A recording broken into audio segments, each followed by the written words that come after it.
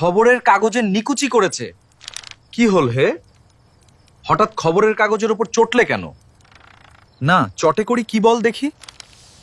কাগজে নতুন কোনো খবর নেই মাই। পৃথিবীকে তোমার আর পছন্দ হচ্ছে না? তাহলে তুমি আবার মঙ্গল গ্রহে ফিরে যেতে চাও? দেখা দেশ আর দেখতে ইচ্ছে নেই, তার চেয়ে চন্দ্রলোকে যাও ভালো। ওরে বাপরে, সেখানে ভয়ানক শীত হয়। তাহলে পাতালে যাই, চল।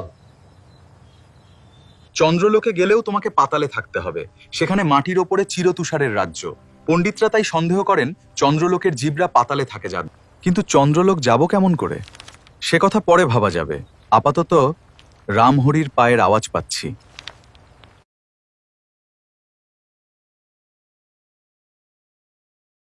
আজ কি বানিয়েছো রামহরি? মাছের কচুরি আর মাংসের সিঙ্গাড়া। আরে বাহবা, কি বাহবা! হাত চালাও কুমার, হাত চালাও। ভগবান রামহরিকে দীর্ঘজীবী করুন।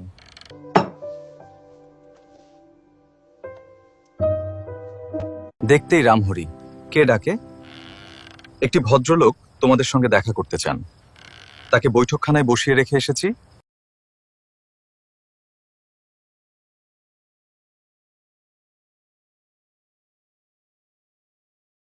আপনি কাকে চান?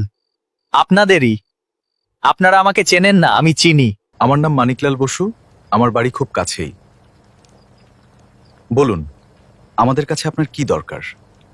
মশাই, আমি বড় বিপদে পড়েছি। আমার বাড়িতে বোধহয় ভূতের উপদ্রব হয়েছে। কিন্তু আমাদের কাছে এসেছেন কেন? আমি আপনাদের কীর্তিকলাপ সব শুনেছি, তাই আপনাদের সঙ্গে পরামর্শ করতে এসেছি। ব্যাপারটা কি আগে খুলে বলুন দেখি। মাসখানেক আগে আমরা বাড়িতে তালা লাগিয়ে দেশে গিয়েছিলুমে। ফিরে এসে দেখি সদর দরজার তালা ভাঙা, ঘরে সব লণ্ডভণ্ড, অথচ কিছুই চুরি যায়নি। তারপর দিন 15 আগে অনেক রাতে আমার ঘুম ভেঙে গেল। জেগে উঠেই শুনলুম আমার কুকুরটা বেজায় চিৎকার করছে না। ঘর থেকে বেরিয়ে দেখি আমার কুকুরটাকে গলা টিপে কে মেরে ফেলেছে, আর তার মুখে লেগে রয়েছে এক খাবালা লোম।